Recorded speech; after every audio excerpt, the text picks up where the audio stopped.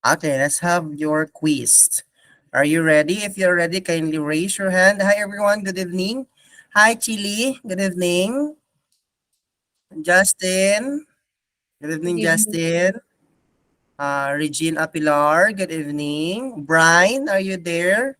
Nakasulod na jud ka? What happened sa nung nakaraan? Di ka makasulod. Brian Alquizar. Alquizar? Ayan. So, yan. Good evening, Erica Joy and Gemaline. Good evening. Medyo mainit ng konti. So, ayan. So, let's have your quiz. Only 10 items lang naman. So, actually, hindi naman mahirap ang quiz natin ngayon. Okay? If you have an idea on both lowland and upland rice, so, madali na lang siya. Okay? Madali na lang siya. Pag siguro taga-bukid kayo, pwede pa. Or nagtatrabaho kayo sa Erie or sa Philrice, so, madali na lang siyang ano, yan. Madali na lang siyang sagutin ang quiz natin ngayon. Okay? Kasi last year, 2 consecutive years na laging lumalabas yung tungkol sa rice. Kasi nga, because of our innovative technology, yun. So, kaya, ang nangyayari is that, nakalimutan ko na.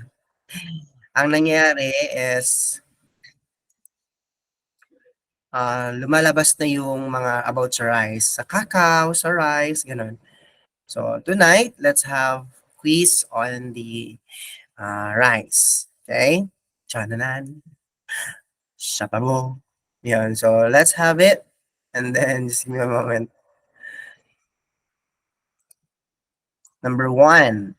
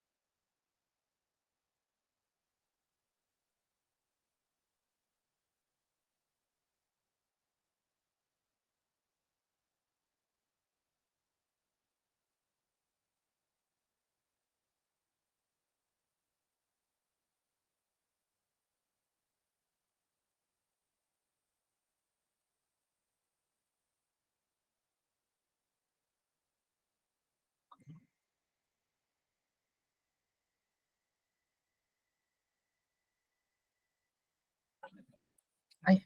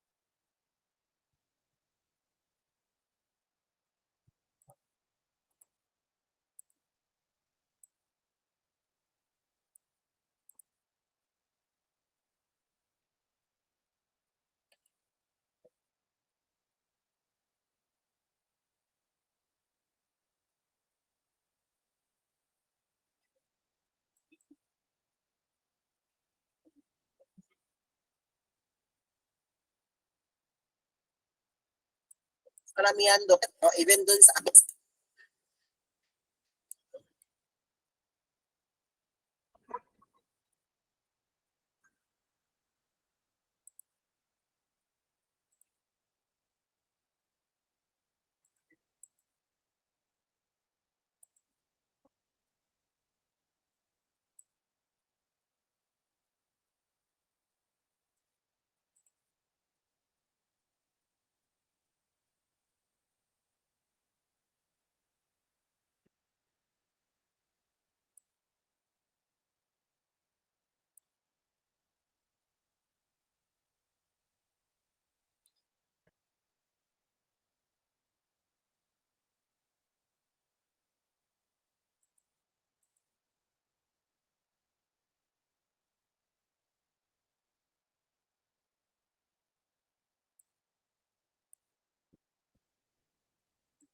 yes, we are still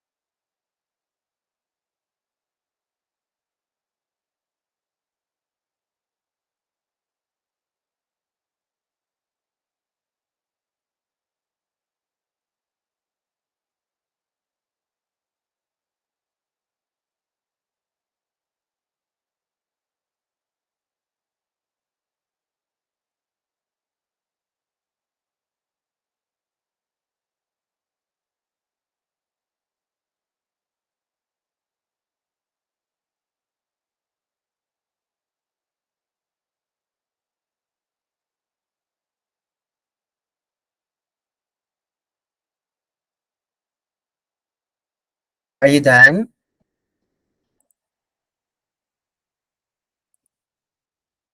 Please tell me if you're done, ha? Kasi we can answer.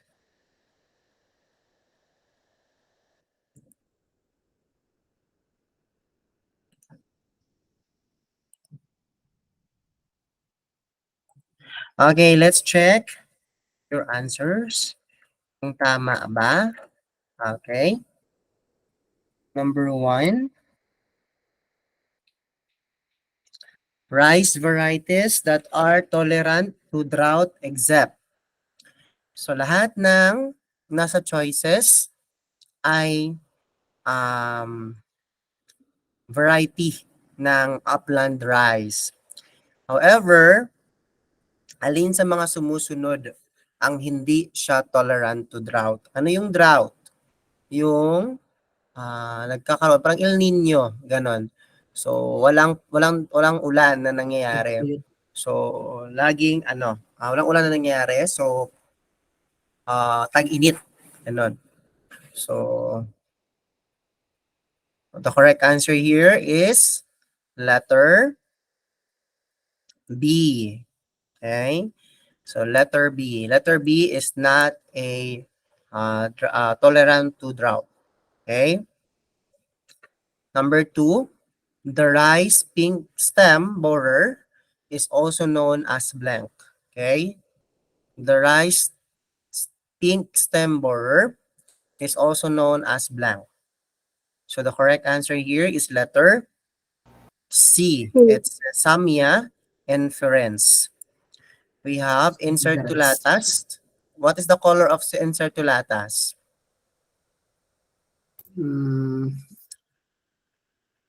What's the color? Yellow? Inutata? How about the inutata? Brown? Brown. So we have pyricularia oryzae. It is a bacterial disease. Okay. Next, we have number 3. The ideal moisture content for storage of grain rice is blank. When you say grain rice, ibig sabihin milled na siya. Tapos na siyang napagaling, no? So, bigas na talaga siya. Ganon. So, ano yung moisture content niya for storage? The correct answer here is letter D, 14% or less. That's the correct answer. Number 4, the seed of rice is stored at blank, moisture level or less. No? Pinag-uusapan kong kanina, grain of rice. Ngayon naman, it is the seed of rice yung pinag-uusapan. So what is the moisture level ng seed of rice? So pag sinabing seed of rice, ibig sabihin meron pa siyang may rice hull pa siya, di ba? Meron pa siyang coat. So the correct answer here is letter B, 12%. Okay? It's letter B. Number 5, the IRRI or IRI, what do you mean by IRI? International Research International Rice Research Institute. Okay, very good. So the IRI moisture meter, so meron silang ginagamit or merong invento yung IRI na instrument to detect moisture content. Yun, moisture meter kung alam mo lang, ilalagay mo lang yung grain doon, sample grain sa meter na yon. So, doon mo malalaman if the rice can be kung pwede na siyang i-harvest or hindi pa. Okay?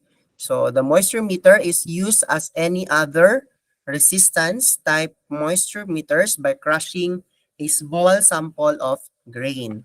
So, which of the following is incorrect? So, alin daw sa following na to ang incorrect in identification of moisture meter? Okay? So, as you can see in the choices, we have none of the above and then all of the above, which is one of the choices, no? So, the correct answer here, which is the incorrect, no, among the symbols or legend in the Erie moisture meter, the incorrect here is letter A. Okay, because it should be that red color in the moisture meter is meter.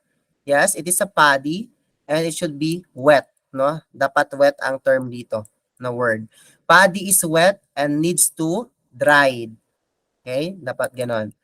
So, kasi nga pag red ang kulay, no? Pag doon na, 'di ba, na-test na yung grain tapos nagkulay red siya. Ibig sabihin, the paddy is wet and it needs to dry. Ibig sabihin, the grain is ready for harvest na siya, no? So the grains is ready for harvest after getting a sample in the field. Okay? It's ready to harvest na siya. Or let's say nasa ano yan, it's in-harvest nyo na and then you are checking the moisture content. So you need to dry up pa. Okay? So yun. So above 14%. Always remember that the moisture content or maturity moisture content percentage talaga is 14%. Yan talaga yung standard sa rice, no? In harvesting the rice, no? It should be on its optimum 14% or less moisture content. Okay? So, and the rest of the choices, we have the green and the yellow, are correct. Okay? Number 6, the starting quality of the paddy should be good. It should have the right moisture content and a high purity. So, it is asking about the maturity rate or the maturity moisture content. Kasi tinatanong ito, it should have the right moisture content. So ano ba yung sinabi ko kanina na right moisture content? Pag sinabing right moisture content, ito yung matured moisture content. Ibig sabihin standard na moisture content for paddy rice. So the correct answer here is letter D. It's 14%. Huwag niyong kalimutan yan. Maybe lumabas sa board exam yan. Okay? Number 7. A rice disease caused by the fungus Sarocladium oryzae is blank. Okay, so what is the rice disease caused by the fungus Sarocladium oryzae? Okay, so what do you think is that? When you say fungus, what are those It's terms rat. na kailangan yung i-remember? So Shit, there are a sir. lot of terminologies na i-remember nyo sa fungus. But when we go on sa plant pathology, bibigyan ko kayo ng hint on how to identify fungus on these choices. Okay, so letter A, automatic bacterial. So that is bacteria, not fungus anymore. Okay, sheet blight, it is caused by an insect, let's say green leaf hopper. Pwede din. So yun, edi yan. So hindi siya caused by the fungus. And we have the rice blast that is equivalent to blight. So si rice blast is happening only pag sa matured, no? Pag matured na yung rice leaves and then after vegetative ganun or during the milking stage ganun. And then we have the sheet blight which is during the vegetative stage yung atake ng insect. Pag rat, pag makita mo yung word or term na rat, that is automatic a fungus. Okay? So the correct answer is letter C. Okay. Number 8, a common name of plant hopper. So ano daw yung common name ng plant hopper? Kabayo. Okay. What do you think is the correct answer? Pusong kabayo, sir. Bakit ngusong kabayo? Ang napakinggan ko yan, sir.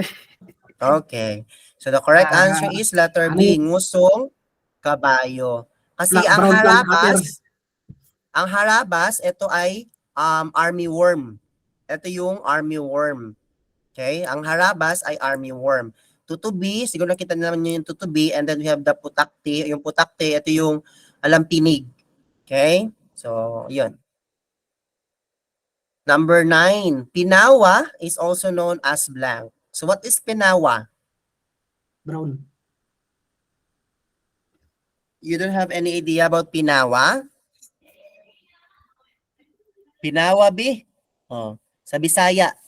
Pinawa, B? Okay. The correct answer here is, pag sinabi mong pinawa, you are going to dik. So that is a brown rice. Okay, the correct answer is brown rice. Pinawa is also known as brown rice. Okay? And last, number 10, how many kilos of certified seed can be used in a 1 hectare of paddy rice? 40, sir. sir. 40. Correct. The correct answer is 40. So, talagang nanggaling talaga sa field si ano, no? Si Alkisar. Pag alam mo yung mga taong nasa bukid, no? Diyan yun sa, mahilig na talaga sa field. Alam na alam talaga nila kung ilang kilos of certified seed. No? This is actually standard, no? Certified seed. Actually, meron tayong mga yung kanyang application ng mga fertilizers, and I have that handbook. Meron ako niyan. Kinuha ko sa sa Pinoy Rice Knowledge Banks. Yun, sa under siya ng Peel Rice. Yun. Funded din siya ng IRI. Okay, so pwede ko ibigay sa inyo yung link, and then kayo na lang ang maghalungkat kung gusto niyo, ha?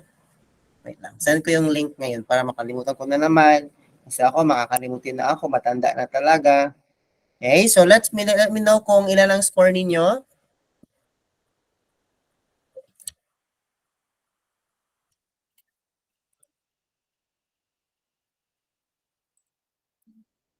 Okay, Chili got 6. When you look at me.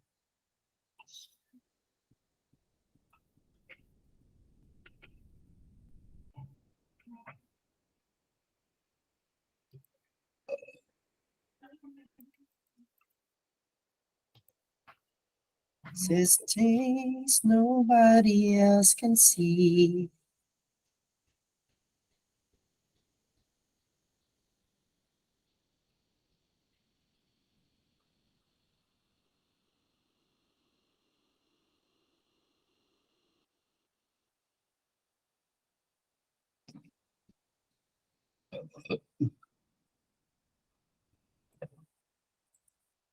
Okay, so Chili got 6, Jason got 7, Erica Joy got 5, Alamay 6, Brian 7, Regine 7, Jove got 7, Justin got 5, and Jameline got 7. Okay, very good. At least you guys did not get 5 below. So, hindi ko lang alam kung nag-study ba talaga yung iba, or yung iba, umaasa na lang sa stock knowledge. Okay, let's proceed to our proper discussion. Okay, so what is our proper discussion, our discussion for tonight? So it will be, farming system, okay, and cropping system. So after this class, di ba may pinahanap ako sa yung assignment? Di ba? May pina-assignment ako sa inyo? Meron, Yes, sir. wala? Meron, sir. Okay, Sure. meron. So, isa-isahin ko tawagin kayo, and then i-explain nyo sa akin kung ano ibig sabihin ng farming system na yan. So ngayon, kayo na yung magiging teacher. Okay? Gusto ko nanggaling talaga sa inyo yung explanation na yon. Let me see kung paano ninyo naintindihan yung yung inyong assignment. Okay? Okay. Actually, madali lang man yung assignment. Siya mahirap.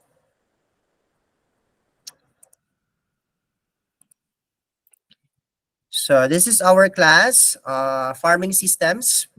Okay? Pag sinabi mong farming systems, madaming klaseng farming systems sa Pilipinas. Okay? Madaming klaseng farming systems sa Pilipinas. We have also commercial, we have conventional, no? We have commercial, we have our own way of farming, no? So there's a lot of system in the farming. Okay? So farming system, when you talk about farming system, from the word itself, farm, it is a highly organized, integrated set of operation which exists in a complex of natural, social, political, and economic environment. Ano ibig sabihin yan? Highly organized, integrated set of operation. Bakit siya highly organized, integrated set of operation? Because it includes the method of it includes the method of uh, farming, no? Paano buhayin ang isang halaman or ang crops, paano padamihin at paano mo siya palalaguin. Okay? So, in the farm or in the farming system, marketing is exclude to this, no? Hindi siya kasama. Ang post-harvest or harvest or harvesting, post-harvest and marketing is not included in the farming system. Pag sinabi mong farming system, yung time na, yung araw na nag-site selection ka, nag-land preparation ka, and then yung time talaga na nag-plant ka, what did you do? What did you apply? No, that's actually under in the tillage system, no? Actually, we will be on those, we will be discussing on, in tillage soon. Yan, after this farming system and cropping system. Okay, that will be your assignment. Okay, and then the farming system, yan. So that's why it's highly organized integrated set of operation because ano yan, gumagawa ka ng paraan in order to improve or develop, no, a crops. And then we have farming system. It is the manner in which a particular set of farm resources is assembled within its environment by means of technology for the production of primary agricultural products, excluding post-harvest handling or processing and marketing. Always remember, sa farming system, sir, kasali po ba dito yung nursery? Yes, kasali yung nursery sa farming system because it's included in the farming. No, not, pero bakit hindi kasali yung post-harvest? Bakit hindi kasali yung post-harvest at saka marketing? Kasi post-harvest and marketing is not actually included to the farming system. Kasi hindi naman siya, kasi ano na yan, when you talk about kasi post-harvest, you are doing packaging, sorting, ganon, drying of something, ganon. So, you are making the, you are already doing a process, no, a processing products, no, for to use for longer term, ganon. So that is under post-harvest handling and marketing. Okay? So magkaiba talaga yung farming system. So types of farming system, we have 3 types of farming system. Number 1, based on enterprise or mixes, monocropping or diversified farming or multiple cropping system. Ano ibig sabihin ng based on enterprise or mixes? Monocropping or diversified farming. Okay? Ibig sabihin ng based on enterprise, they are, example, let's say, ako, may lupa ako, and then si Jason, may lupa si Jason, and then si Erica Joy, may lupa, and then magkatabi lang kami ng lupa. And then we want to make profit, no? We want to make a good profit and a good yield, no? So what we did is that what we do is pinag-isa namin yung aming cropping system. So kami tatlo, gagawa kami ng paraan para hindi kami magkaroon ng loss sa yield namin or sa profit namin. So that is based on enterprise, no? Nasa isang cropping lang siya, but magkaiba-ibang taniman. Yun, magkaiba-ibang tanim. Okay? So, magkaiba-iba din ang may-ari. Yun. Number 2, based on the dominant crops. Meron din let's say based on enterprise, meron din like, ikaw nagmamay-ari ka ng 3 hektarya, and then yung isang hektarya mo ibang tanim, yung isang hektarya mo ibang tanim, yung isang hektarya mo ibang tanim. Pwede din yun as based on enterprise. As long as you are doing a crop rotation, isa din yun pinaka-importante, and multiple cropping para hindi siya para hindi yung pest ay hindi pabalik-balik. Okay? Tsaka hindi siya mag-dominate doon sa iyong soil or sa lupa mo. Number 2 is based on the dominant crops, which form the major enterprise rice base, coconut base, etc. Okay? So ano ibig sabihin yan? Okay? So based on the dominant crops, which from the major enterprise, rice-based, coconut-based, etc. So pag sinabing dominant crops, example, dominante. Kumaga, let's say, sa area na to, sa isang hektarya na to, or 3 hektaryang ito, rice-based lang talaga yan sila. So they are going to make farming system only for rice-based. Marami yan dito sa Mindanao, yung coconut-based lang for copras. Yun. Pag coconut-based lang, so yung lupain nila, no, patatamnan nila lang maraming coconut trees. And then they are going to harvest it for copra, no, for copras. Tapos yung copras ngayon, no, yung copras ngayon ay yun, gamit nila as cereal product. So ano yung dominant na crops doon sa area nila as major enterprise? It's the coconut. Okay? Number 3, farming system based on agro-environment. So there are 3 actually under agro-environment. A, the moisture regime or water source, rain-fed or irrigated. Nakadepende pa rin, no, kung ang inyong water source during your farming system is during your farming is ulan ba or irrigation. Okay? Letter B, topography, lowland or hilly farming. Example, agroforestry and the salt. Okay? What do you mean by salt? Do you have any idea what is salt? Asin po, sir. Sloping agricultural land technology. Very good. It is sloping agricultural land technology. So, yan. Yung salt actually ginagamitan din yan ng A-frame. Are you familiar with the A-frame? Have you tried it to sa school, yung A-frame? So, ayun. Ginagamitan din ng A-frame yan to avoid soil erosion. Yun. So, isa din to sa based on agro environment, topography, lowland, or hilly farming. Okay, letter C, elevation or altitude. So you need to look on these elements, no? Elevation or altitude. Highland, hilly land, or lowland, no? Kung elevated ba siya, elevated ba siya, no? So you need to check kung ano ba yung type ng topography ang meron ka sa farm mo. Okay? So, hindi agad-agad na tatamnan mo yan ng lahat na lang tatamnan mo ng upland rice. No. Because di natin alam kung gaano siya ka-elevated yung isang area mo. Okay? So, baka usually, ang gamit naman talaga pag sa mga topography, sloping area or elevated area, ang gamit naman na farming system ay salt. Salt or alley cropping. Yan. Lalagyan nila ng alley, no? Lalagyan nila ng trees sa gilid. 'Yon. Mga high value crops. Lalagyan nila sa gilid ng mga high value crops and then sa loob yung mga short term to harvest, 'yon. Para to secure first and foremost to protect against the wind, no? The wind. And then second is for soil erosion kasi nga elevated yun. Paano pag magkaroon ng precipitation or pag-ulan or malakas na pag-ulan? Na syempre yung mga soil ay magkakaroon ng leaching, right?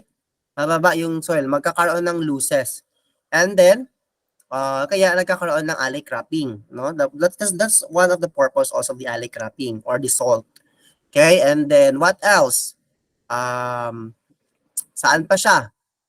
To secure, no? To secure the nutrients na meron, to hold against soil erosion, no? Para maiwasan, to prevent soil erosion. Isa din yun, pinaka-importante.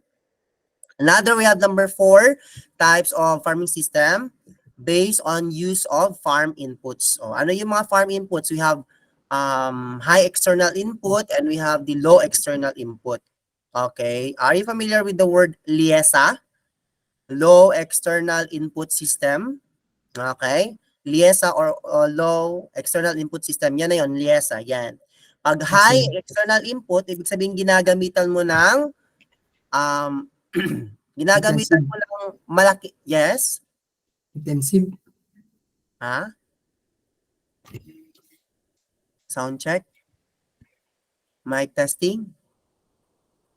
Okay. Pag sinabi nating high external input, ibig sabihin ginagamitan mo ng let's say malaking capital or malaking inputs. Yon kasi ginagamitan mo ng chemicals, fertilizers, pesticides, no? Kaya tawag sa kanya ay high external input. Okay? Pag low external input, ito yung nire-recycle mo. Yun, nire-recycle mo yung mga pwede pang gamitin. Or you are using chemical-free or organic. So that is LIESA. Okay? L-E-I-S-A, Yung LIESA. mga, yung mga locally available resources. Yes, yung mga local available resources lang. Kung ano yung meron. Okay? But chemical-free. Okay? Organic, kumbaga. Next, you have number 5, types of farming system. Based on the central or unique feature of the farm. Okay? Yes, sa din yun. Crop-centered farming system, livestock-centered farming system, integrated crop plus livestock farming system. Meron kasing iba na nagpa-farming lang, only crop-centered alone, di ba? Tanim nila, palay lang talaga. So they are not going to add on with the livestock. Kasi yung iba kasi, may 3 hektarya sila, no? Some of the area ng kanilang hektaryang lupa, no, ay pinapasturan nila, no? So ng kambing at ng baka. So that is integrated crop plus livestock farming system. Okay? Next, we have number 6, evolving type of farming system. Pag sinabi mong evolving type of farming system, it is recreational or hobby farming system. So are you familiar with this? Like mga hydroponics? Yun. Hydroponics, they are evolving type of farming system. Just for their hobby lang, no? Hobby lang nila. No? They already promote or they already evolve a type of farming system. Okay, yun, agrotourism, oriented farming system, farm resort, yung mga ganun, no? They are using the agricultural farming system to promote tourism para pumasok doon sa resort nila. O, pasok na kayo. Like, give you an example, strawberry farm in Benguet. O, yun. Naging agro-tourism na, di ba? Yun, example din yun ng evolving type of farming system. Number 7, lastly, last type of farming system is specialized farming system. Yung production of high-value cut flowers, anthurium orchids, etc. Ito yung mga cut foliage, cut flowers used for making, pag sinabi mong specialized farming system, tumatanim ka lang ng plants or ornamentals, let's say mga flowers ganun, used for the making of mga bouquet, ganon, or other specialized type of special type na pwedeng gawin doon sa flower or sa foliage mo. Out of it. Yon. So that is specialized farming system. Okay? So there are general types of farming systems. And we have lowland farming system. Pag sabi yung lowland, automatic pinag-uusapan yung paddy fields or swampy areas, no? Ibig sabihin floody yan. Floody. Ibig sabihin may water. Okay? So available of water. Pag upland farming system ang pinag-uusapan, ibig sabihin walang water. They are only dependent on the precipitation or pag-ulan. So, kung may ulan, maganda. Yun ang gusto nila. Okay? And then, agroforestry. When we talk about agroforestry, it is a combination of, it involves the crops, yun, the animals, and any combination together with a woody perennial. Ibig sabihin, pag sabi mo agroforestry, not only the crops, not only the vegetables, but also trees ang pinag-uusapan. Trees, vegetables, animals, ano yung relationship nila? Ganon. How they relevant, no? Paano nila ginagawa yung agroforestry farming system? Okay? Next, we have highland farming system. Highland farming system, this is oftentimes interchanged with hilly lands because of their similar topographic feature. Yun. Pag sinabing highland, no, meron siyang elevation na standard. You have at least 800 to 1,000 meter above sea levels. That is already considered as highland farming system. Okay? 800 to 1,000 meter above the sea level is considered a highland farming system.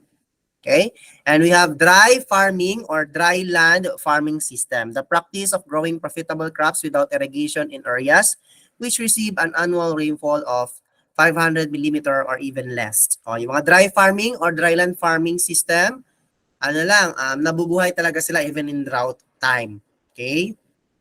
Yun. And then we have dryland agriculture, the cultivation of crops entirely under rain-fed condition with 3 groups or classification on the basis of annual rainfall. Yun. Dependent only for the ulan. Pag walang ulan, dry talaga ang land. Okay? So that's it for the farming system. So let's proceed to cropping system. Okay, when I talk about cropping system, ano ba yung cropping system na gamit mo? Multi-story cropping system ba? Relay cropping ba? Yun. Multiple cropping ba? Yun. Pwede din yun as cropping system. When I talk about cropping system, it refers to the pattern or arrangement of crops in time and space as well as the process of growing them. Okay? Cropping system, it refers to the pattern or arrangement of crops. Okay? Pattern kung inorganize mo talaga siya. Yun. Ano yung arrangement? What is the reason? Bakit ina-arrange? Bakit siya ino-organize? Bakit siya pinapattern talaga? Kasi para to prevent pests and disease. No? Isa din yun. And we have polyculture farming system.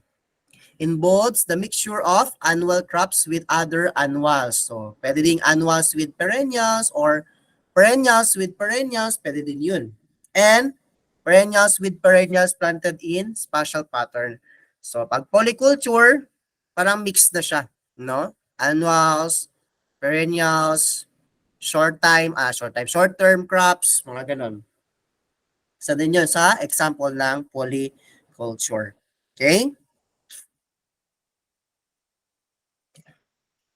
So we have also the cropping pattern. Cropping pattern is the yearly sequence and spatial arrangement of crops or of crops and follows on a given area. Okay? Sequence and spatial arrangements. Okay? So, we have monocropping. Okay, when we talk about monocropping, it is a method of crop production in which only one crop is grown annually in the same parcel of land. So, ibig sabihin, isa lang. Walang kaagaw. Nag-iisa lang. Okay? So, monoculture, only one crop is growing. Is grown in a given area throughout the year. Isang crop lang ang tinatanim. Yun. That is monocropping. So, there are types of monoculture. No? Monoculture or monocropping. Monoculture, no? Perennial monoculture. Ito yung mga trees, planting trees like coconut, for copras. Meron ganyan marami. Palm tree, yan. Palm tree is the best example for perennial monoculture. Okay? Kasi, only palm tree lang nabubuhay dun Yun, so, yun. Tanim lang sila ng palm tree sa isang hektarya, gano'n. So, that is what we call perennial monoculture. Rubber, yun. Pag sinabi mong perennial, yun yung pangmatagalan na makaka-harvest ka. Yun, at magagamit mo siya. Yun, matagal yan. So, you have rubber, ipil-ipil, coconut, yun. Palm tree, pwede din yun. Pwede din yun. So, we have letter B, annual crop monoculture. Yung annual crop monoculture, ito yung mga within a year or within an annual. Yan. Short term lang sila. Yun, nakaka-harvest ka na ng ilang beses. Yun, that is annual crop monoculture. So this system utilizes both upland and lowland annual crops like rice, corn, and vegetables. Yun. Yun, rice lang din ang tanim. Okay? So we have this multiple cropping. Okay, multiple cropping of more than one crop on the same land in 1 year. So pag sabi multiple cropping, growing of more than one crop. Hindi lang isang crop, madami. Okay? On the same land in 1 year. Sa isang taon. Okay? In the same land in 1 year o sa isang taon. Okay? Okay, so there are types of multiple cropping. No, we have the types of multiple cropping. The intensification of cropping in time and space dimensions is growing two or more crops on the same field in a year. So I will ask Chili. Sir, Can you sir. read the sequential cropping and explain to me what is sequential cropping?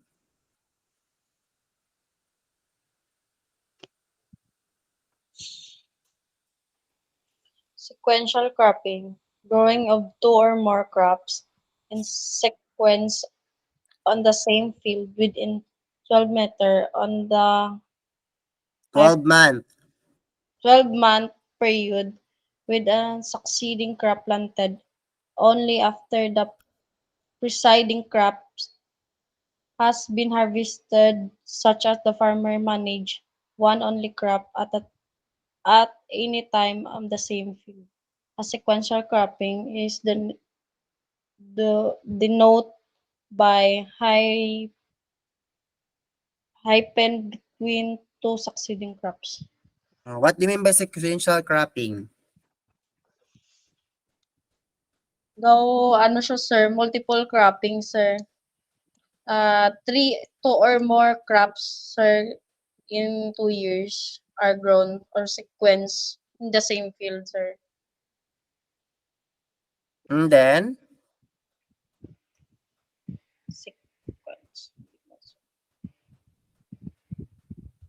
what else? Wait sir.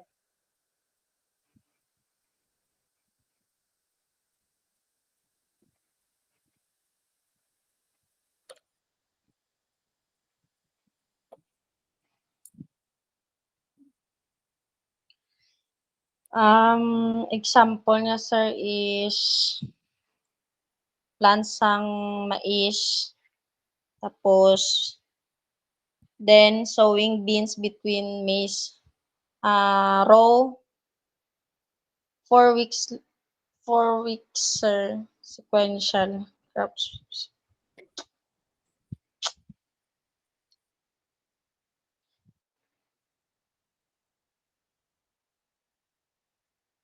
Sige lang. Ano yung sequential? Dito lang sa ano? Sa amo to siya sir, forms ang daw multiple cropping gapon siya sir.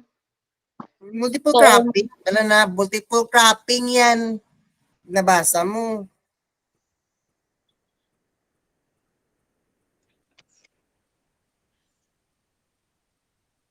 growing sang two or more nga crops sir Mhm. in the same field. Wala ko sang example niya sir. Okay, so pag sinabi mong sequential cropping, yan. So, on the same lang ha, growing of two or more crops in sequence on the same field within 12-month period. Ibig sabihin, within a year. Okay? On the same field lang ha, on the same field. Let's say you have a plot here. Okay? So, with the succeeding crop planted, makinig, with the succeeding crop planted only after, okay? When the succeeding crop planted, what do you mean by that? Only after. Ibig sabihin, para pwede kang magtanim ng panibagong crop, only after. Dapat tapusin muna yung preceding crop. Ibig sabihin yung naunang crop na tinanim mo doon has been harvested such the farmer managed only one crop at any time on the same field. What do you mean by that? Ibig sabihin yan, kung nagtanim ka ng corn din sa isang plot mo, okay, nagtanim ka ng corn dyan, so hindi ka pwedeng magtanim ng munggo. Kasi, meron pa, andyan pa yung mais. So what are you going to do? So within a month, within the 12-month period, no, after mo ma-harvest yung corn or mais, saka mo pa pwedeng tamnan ng munggo. And that is what we call crop rotation, no? And that is sequential cropping. Oh, bago mo tamnan ng panibagong crops, okay? Bago mo tamnan ng munggo, no, i-harvest mo muna ang mais or corn. Did you get the point? That is sequential cropping. It means that within a year, you harvest not only corn, but also mung bean or munggo. Did you get the point now? Actually, the explanation that I'm asking is that nasa definition lang. Okay? Sabi ito, with the succeeding crop planted only after the preceding crop. Oh, bago ka magtanim ng panibago, harvest mo muna yung ano ang meron. Oh, di ba? Sabi to, farmer manage only one crop. Oh, isa lang pwedeng niya, crop at any time on the same field. Ibig sabihin, on the same plot na yon or the same area, kung saan ka nagtanim ng corn, doon ka rin pwedeng magtanim ng munggo. And that is sequential cropping. Did you get the point now, Chili? Yes, sir. Okay. So, next time, if I'm going to ask, you need to explain it to me. The explanation is, nandun lang talaga sa definition. You need to understand what is in the statement. Okay, so next. We have Gemaline. Gemaline? Sir, Okay. Bakit yan? Parang napaus naman. hindi Oh, naman. parang nag-ano na tayo dito, nagwa one-on-one na tayo dito, ha? So, can you read the double cropping? Double cropping, can you differentiate what is double cropping and triple cropping? Sige nga, read it first and then explain it to us. What is double cropping or triple cropping? Double cropping, growing two crops in sequence seedling. Lakasan mo.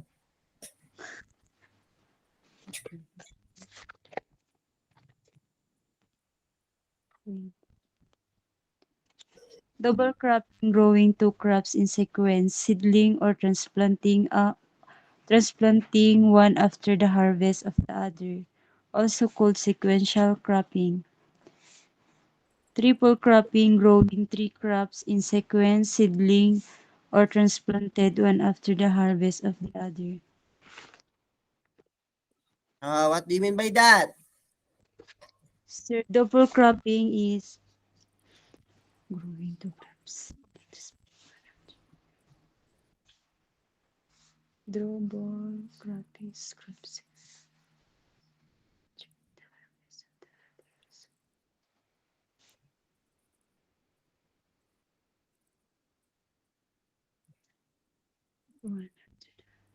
Sir, yung double cropping po, transplanting one after the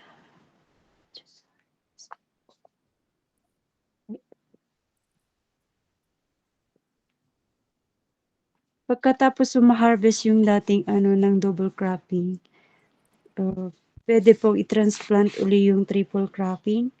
Ay, pwedeng ipalit po, sir, yung triple cropping. Growing three crops. Ang pinagkaiba ng double cropping sa triple cropping?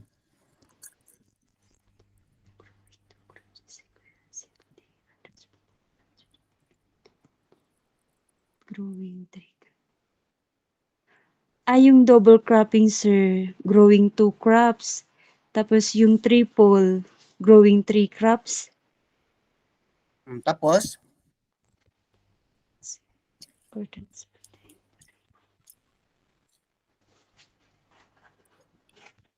yung example po ng double cropping is wheat crop.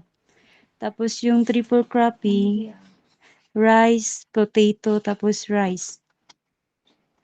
Potato, coffee, tapos peas, sir. Hmm.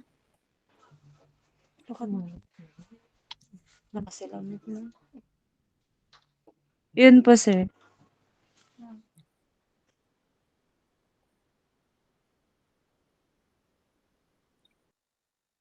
Ano example mo sa double cropping? Wheat crop, sir. And And triple is rice, tapos potato. Rice, potato, rice. ano yun? Rice, potato, rice, tapos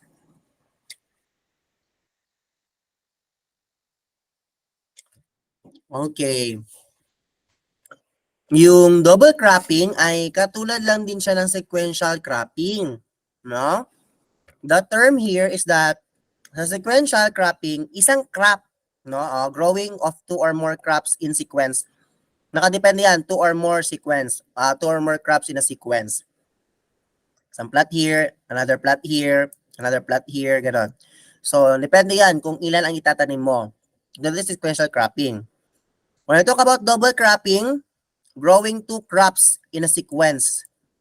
Ibig sabihin, tatanim ka dito ng wet, tatanim ka din ng soybean. Okay? So, seedling on transplanting one after harvest of the other, also called sequential cropping. Ibig sabihin, bago mo tamnan, no, bago ka magtanim ng panibago or panibagong crops, kailangan ma-harvest mo muna yung una mong tinanim, which is the wet and the soybean. Okay? So, yung itatanim mo, hindi na ulit wet and soybean. Ibang type na naman ng crops yun. Okay? Para hindi magulit-ulit yung peste. Okay? So, yun. We have wet and we have the soybean. So, that is the double cropping. Triple cropping naman, 3 crops in sequence. Okay? 3 crops in sequence. So, pwede, tama yung sinabi ni Gemaline, pwedeng rice, potato, and then rice. Yan yun. Okay? Crops in sequence, seedling or transplanted one after the harvest of the other. Seedling or transplanted one after the harvest. Ibig sabihin, pag na-harvest mo na yung rice, potato, rice na yan, okay, so saka ka pa pwedeng mag-transplant ng panibago. Okay, so i-harvest mo muna bago ka mag-plant another one. So that is triple cropping. So yung tatlong yan ang i-harvest mo within an annual cropping system, cropping period. Annual cropping period. Okay?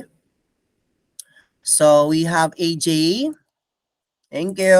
Okay, we have AJ. Valbuena, Erica Joy, are you there?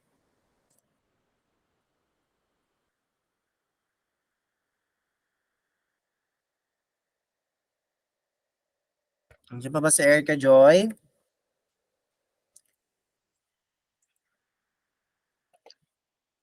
Okay, how about si Jason? Yes, sir. Okay, Jason, can you read and explain to us what is ratoon cropping? Yes, sir, of course. Ratoon cropping is, it is said that the development of a new crop without replanting from buds on the root system. Stubble or stems of the preceding crops are harvested not necessarily for grains. Which can be a ratoon crop. Sabi dito, si ratoon cropping, it is a uri ng pagtatanim or a cultivation of crops na kung saan is hindi siya tinatawag natin not necessarily for grains or the seeds of this specific types of crops, or best example of this is the rice. Ang ibig sabihin lang nito, nagtanim tayo ng tinanim yung isang halaman, after the harvest, i-grow uli siya but not necessarily para sa kanyang buto.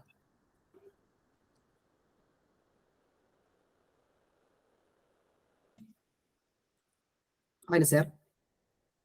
Ano yun?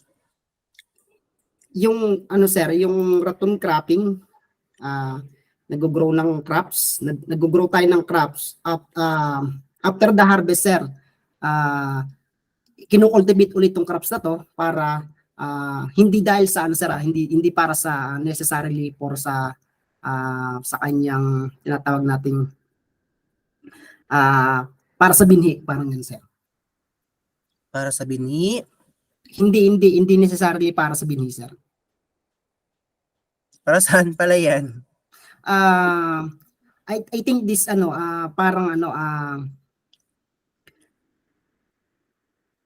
parang parang panghulip ganun, ang ratoon cropping, or para siyang pang Wala. additional for nitrogen. Ha? Ang layo na. Okay, when you talk about ratoon cropping, basahin ko ha. The development of new crop without replanting. The development of new crop without replanting. Ano ibig sabihin yan?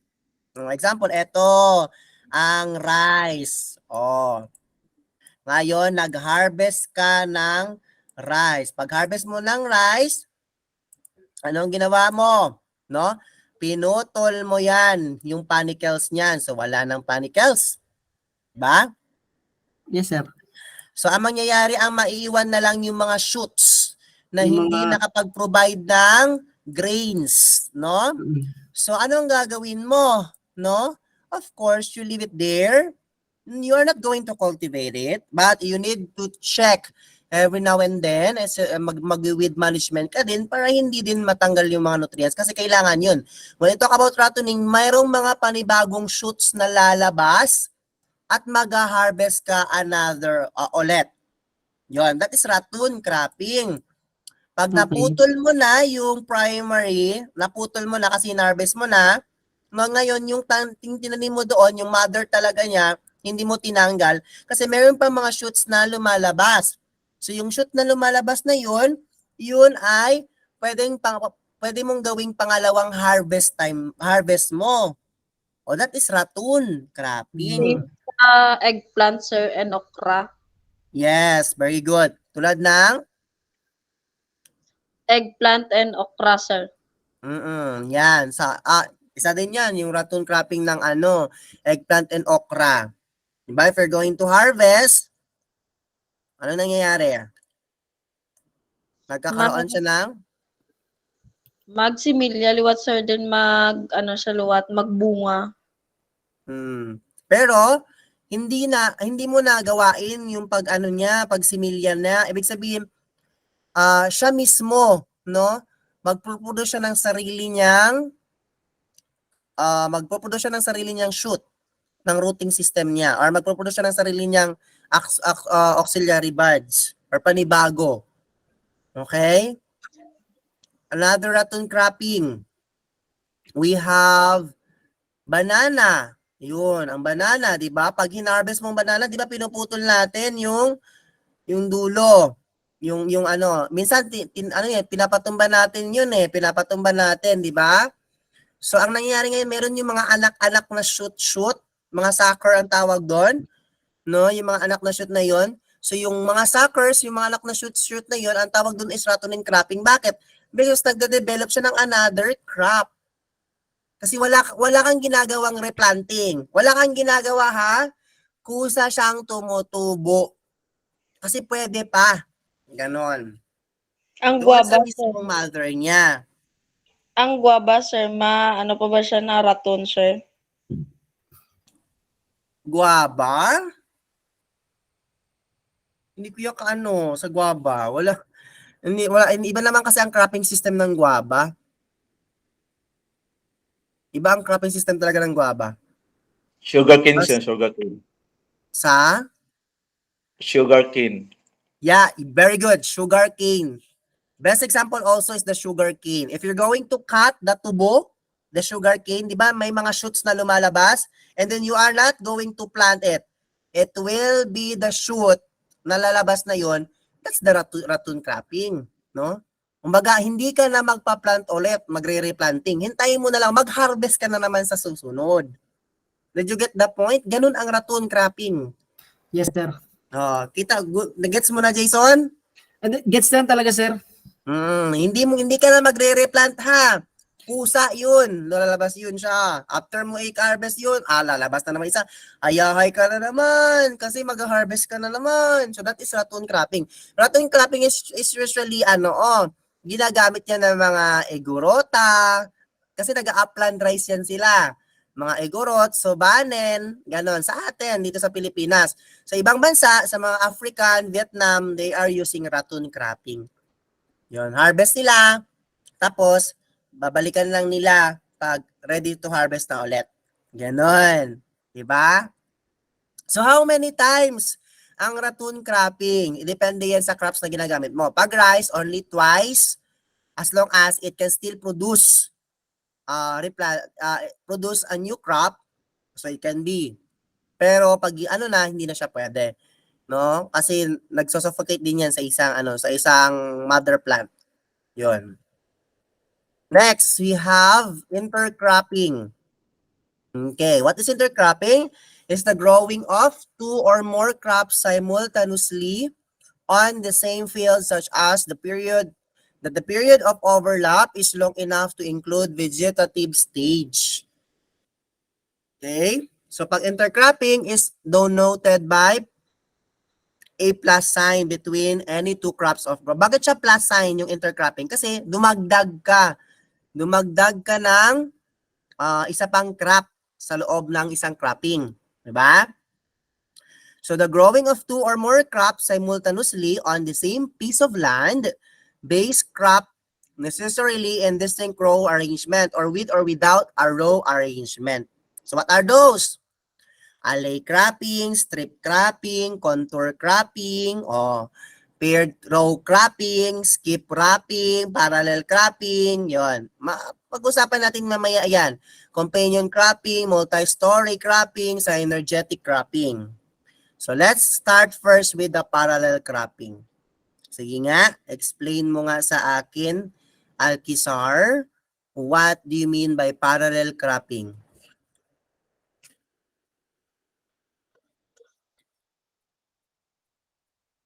Basahin mo muna tapos explain mo. Good evening, sir. Parallel cropping, cultivation of such crops which have different natural habitat on zero competition. Example, mung bean 30-35 days after sowing. Mais 50 days after sowing. Itong crop, sir, sir? Itanim mo ito, sir, halimbawa, yung example dito is mung bean. Itanim mo siya Tapos? after 50 days sa mais. So, unahin mo tanim yung sir. Unahin mo tanim yung mais. After the 50 days, pwede ka naman magtanim ng mung bean. Parang ganun. Ganon. Opo. Parallel cropping. So, cultivation of such crops which have different natural habitat and zero competition. Bakit siya sinabi na, Alkisar, bakit sinabi dito different natural habitat and zero competition? Bakit? Bakit? Hindi po sila sir, parang kung mag-absorb sila ng nutrients siguro, sir, hindi sila mag-compete sa nutrient to absorb the nutrition. So hindi sila nagkaroon ng competition kasi siguro ang tingin ko dito kapag nakarating na po sa tamang edad yung munggo at saka mag-abono ka sa mais, hindi na siya mag-compete ng nutrient from the corn. Okay, so kasi nga, Narabis na yung kasi magkaiba sila ng habitat, di ba? Magkaiba sila ng gusto. So, si Mang Bean iba. Iba ang ni Mang Bean kasi si Mang Bean is also part of under legumes crops if I'm not mistaken. Okay, si Munggo. Which is the one that boosting nitrogen booster also can be used as natural booster, nitrogen booster. And maize is not a legume crops, but then it is a cereal crops, right? For grains. So magkaiba yung kanilang habitat, di ba? Pag sinabi mong parallel cropping, ibig sabihin, let's say, if this is a one plot here, so nagtanim ka dito ng mais. So nagtanim ka din sa kabila ng mung bean. Okay. So, anong gagawin mo pag parallel cropping? So tatamnan mo yan ng mung bean tsaka ng corn. Okay. So example, mung bean, 30 to 35 days after sowing. Okay. And then we have mais, 50 days after sowing. So ibig sabihin yan, ang cultivation ng these crops, no, the mung bean and the maize. Example, if you're going to harvest mung bean here, and you are going to harvest maize here. So these two type of crops can be, okay, can be rotation or rotate. Example, si mung bean dito man siya dati, ngayon nasa kabilang plot na siya. Si mais dito dati, nasa kabilang plot na naman siya. Kasi nga, they have different habit. Okay? They have different habit. Okay? Kasi nga, they have different habit but in the same, no? They have different habit but in the same cropping sila. Okay? So that is mung bean and maize. How many days bago ma-harvest ang mung bean? Ang munggo? Do you have any idea? Ilang araw or ilang buwan bago ma-harvest ang munggo? 45, sir. Ha? 45 mag-start ka na ng harvest. 45 days? Yes po, yes, sir. 45? Matured na siya? Ready for harvest? Yung parang ano, sir, yung first na harvest mo sir, parang maliit naman yan. Pero usually talaga sa 45 days, up to 70 days yata yan, sir. How about ang mais? Depende yun sa variety, sir. Mayroon po tayong, kung sa OPB, mayroon po tayong 100, 110 yung hybrid. Yung mga product ng Pioneer, maabot siya ng 120, it's kung high elevated area. Okay. So nakadepende pa rin sa sloping or topography yun. Sa mais kasi kasi pag mais ginagamit na talaga sa upland rin, di ba? Upland. So usually ginagamit na din siya ngayon for sloping area. So that is flapping cropping, parallel cropping ha. So can be mung bean, it can be mais, no? Basta different, they have different natural habitat. Okay? And if itatabi mo siya sa kabilang plot. Bakit yun? Para let's say hindi na mag-grow yung pest, no, yung peste tsaka yung mga disease doon. Okay? Next we have letter B, companion cropping, intercropping. What do you mean by this? Ma'am Jov, are you there? Andiyan pa ba si Ma'am Jov or natulog na? Okay, wala. Okay, Erica Joy. Tulog na ata si Erica Joy eh. Si Balbuena. Okay. What do you mean by companion crop? Pag sinabi natin companion cropping, where the production of both intercrops is equal to that. Ay, by the way, nandiyan pa pala si Just. Just? Yes, sir. Okay. Companion cropping. Okay, so basta na companion cropping and then explain mo. Intercropping, where the production of both intercrops is equal to that with solid planning. Example is mustard or potato or onion and sugarcane. Ano po? Halos magkapareho lang po yung production nila, sir. Tapos? Tapos same lang ng wait lang.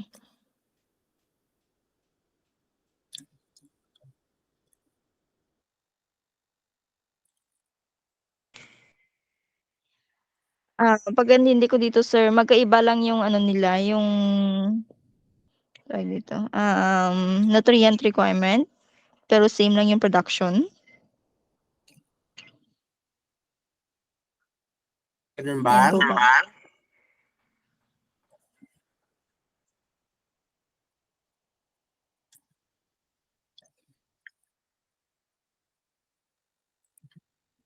O Jason, what do you mean by companion cropping?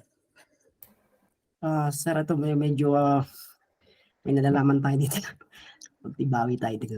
Bali, ang companion cropping, ito yung mga crops na kung saan itinatanim siya. Multiple cropping to, sir. Intercropping pala, multiple. Intercropping kung saan is merong pangunahing crop or the major crop na kung saan yung second crop is siya yung nagpo-protect sa isang crops or the major crops para dun sa pest and diseases. Give an Yes, sir. example. Best example of this hanapin ko lang yung best example na sir. Example of this are the tomatoes, purslane, peppers. Yan, sir. Anong ginagawa ni Peppers kay Tomato?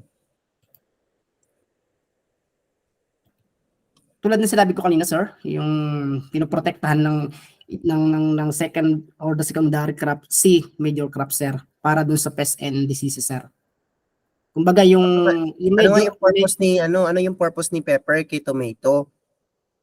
para siyang ano, sir, if the major crop is the tomato is si pepper, ito yung ano, parang repellent siya, sir. Kumbaga not necessarily repellent, kumbaga parang nililis siya ng isang crop si tomato para doon magpunta yung mga insect kay pepper.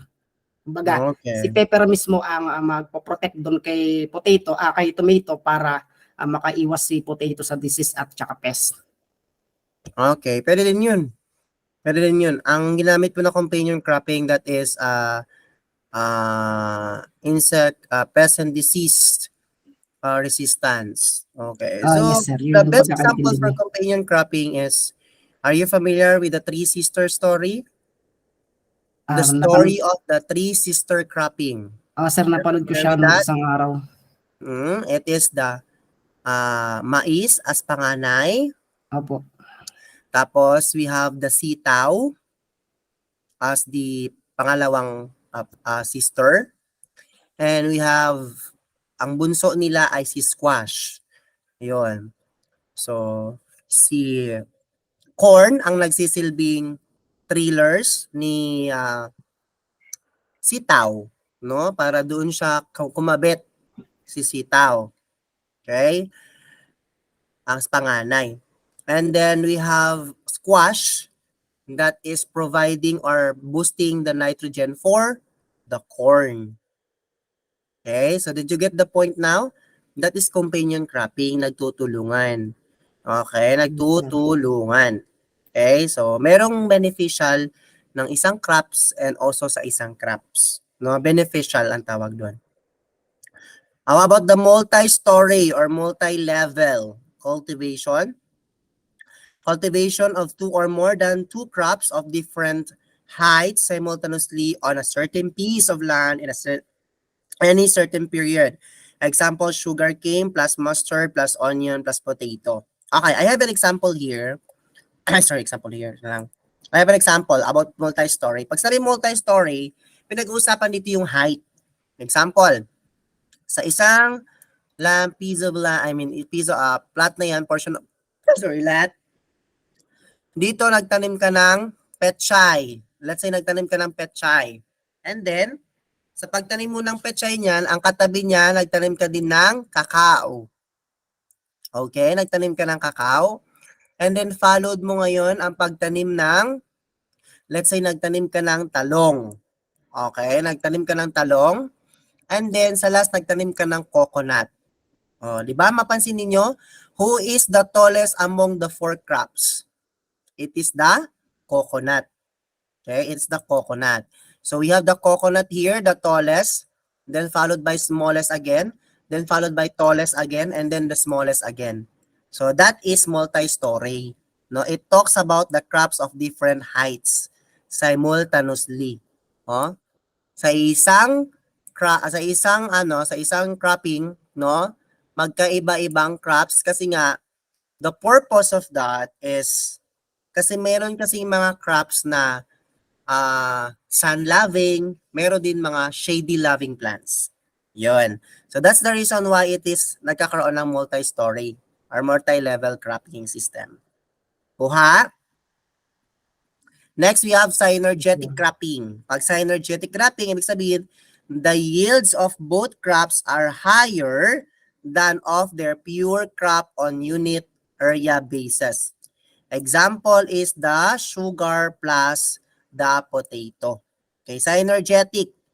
The yields of both crops are higher. Oh, the yields, ibig sabihin mataas yung yield ng both crops. Okay? Than of their pure crop on unit area basis. Okay, example. Okay, meron ba dito example? Wala. Okay, setali. Meron akong example yun eh.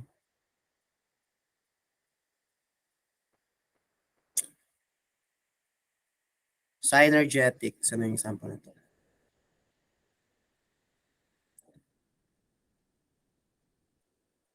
Kaya,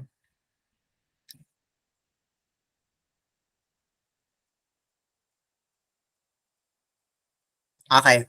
Example niyan is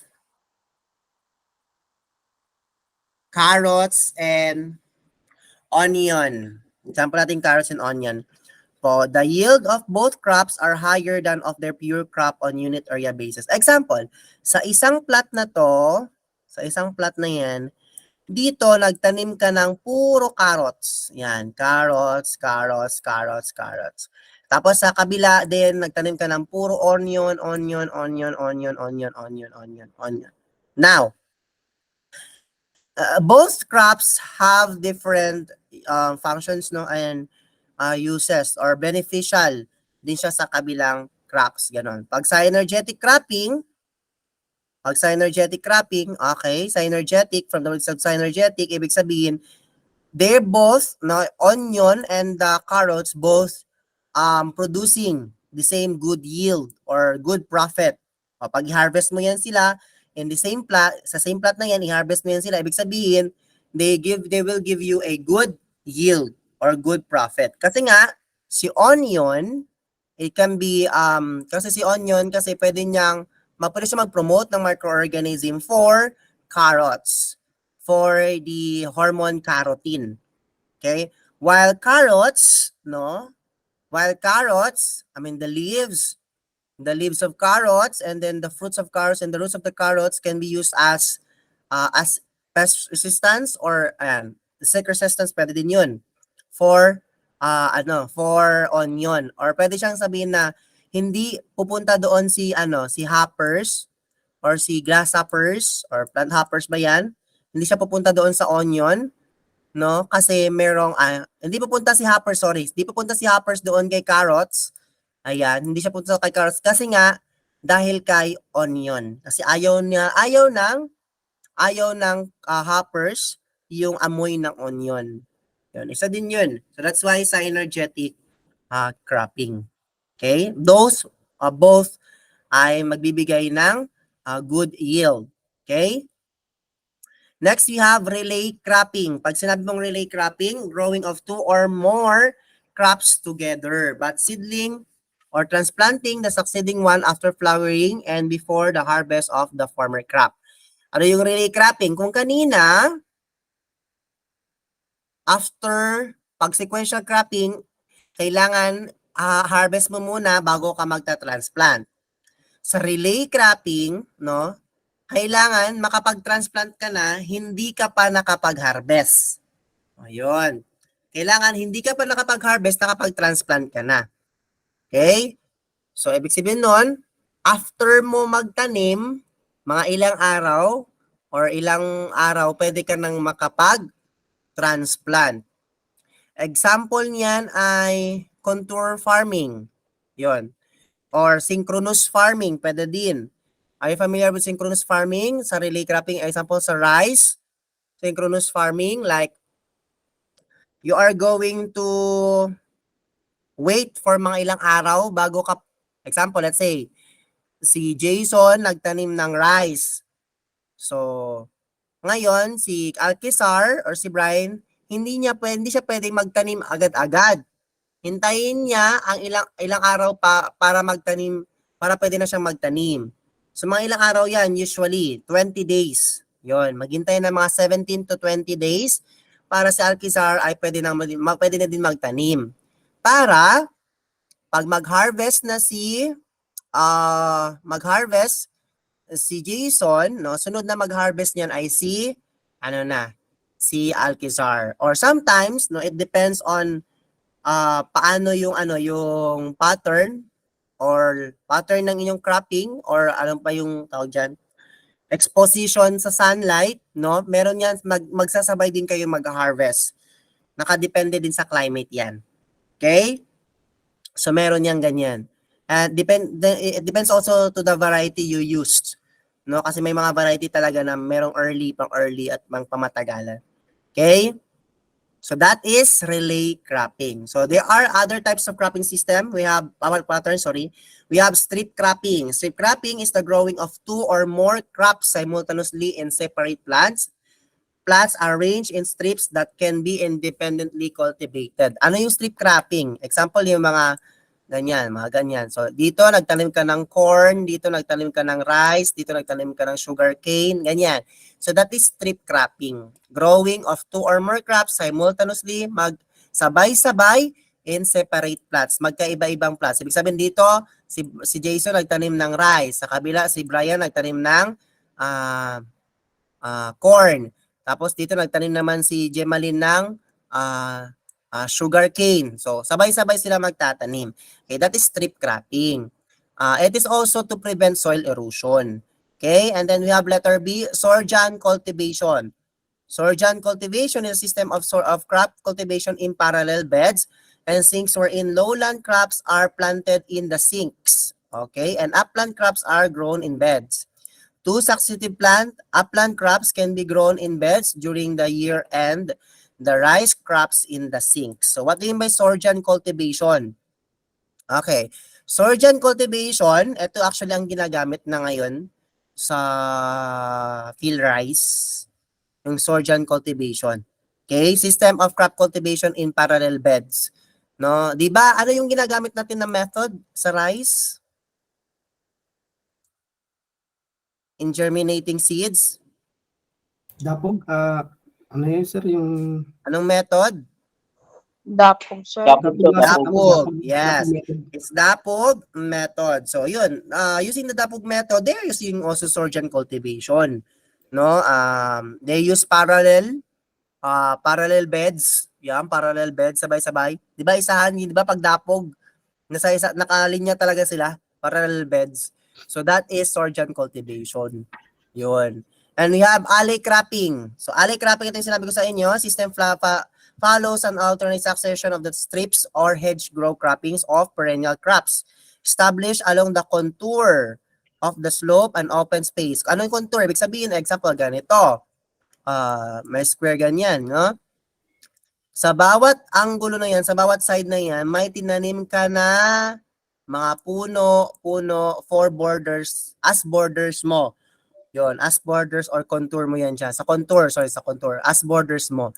Tapos sa loob, yun na, mga vegetables, mga annual cropping na ang ginamit mo. So sa side mo, sa borders na yan, ginamitan mo yan ng mga perennial crops. So that is alley cropping. Okay? Next, we have the word allelopathy. Can you explain to me, Jason, what is allelopathy? Allelopathy.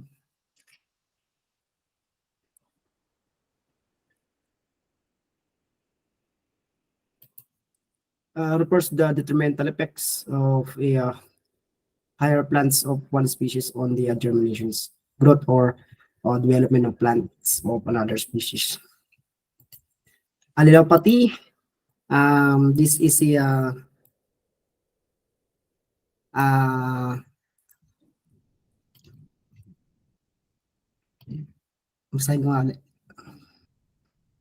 occurs when one plant species releases chemical compounds, either directly or indirectly through microbial decompositions of residues that affect another plant species.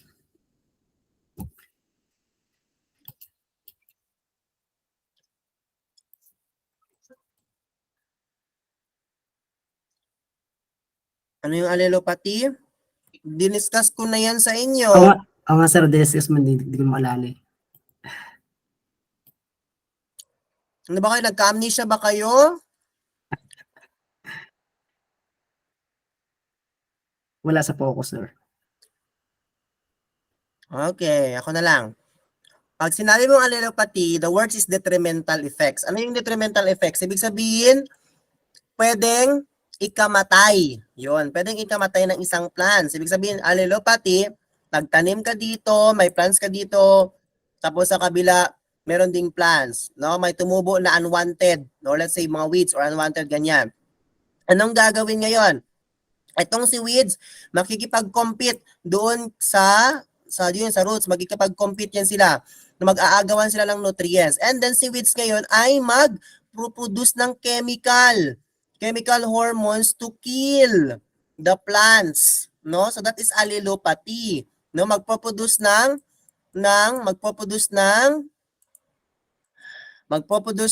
chemical si weeds or unwanted plant para patayin yung isa. Okay? So that is allelopathy. Okay? Nagkakaroon ng detrimental effect sa higher plants. Okay? So that is allelopathy. Yan, lumalabas yan sa board exam. Hindi nawawala sa allelopathy, present lagi yan. Yan. Pinapatay yung isang plants.